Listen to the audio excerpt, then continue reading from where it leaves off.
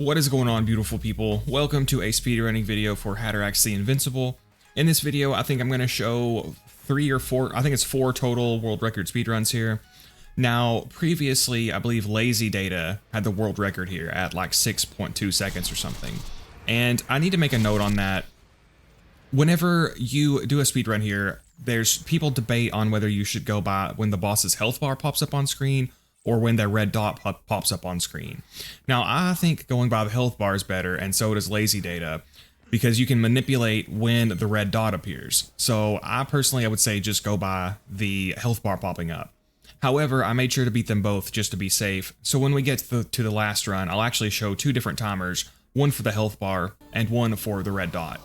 Now, Haderax is a really great farm, guys. That's what I'm always saying. Like I really recommend learning how to farm him because he just drops so much good stuff.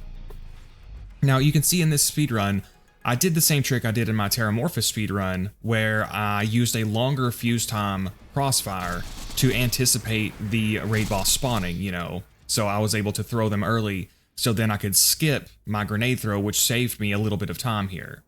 That was one of the optimizations I made to beat the previous times. Oh, the previous red dot world record was by, I think, Stormy Sniper at like 4.23 seconds. Mine is like 3.5 or something. But yeah, Haderax, so generous with his gear. Really recommend learning how to farm him.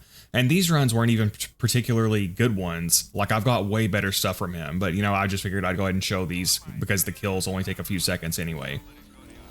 But, oh, another thing is sometimes people ask me why I play with controller. I just prefer the way a controller feels. Obviously, a keyboard and mouse it's going to give you, you know, more control. It's going to be faster.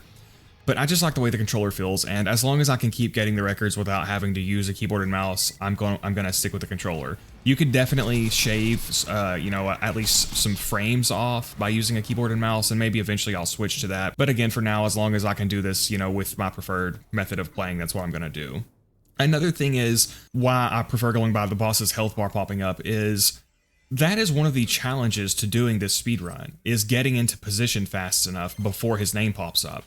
Most players probably aren't even going to be able to do that. So by going by the red dot, you're also, I mean, you're lowering the amount of skill necessary to do this.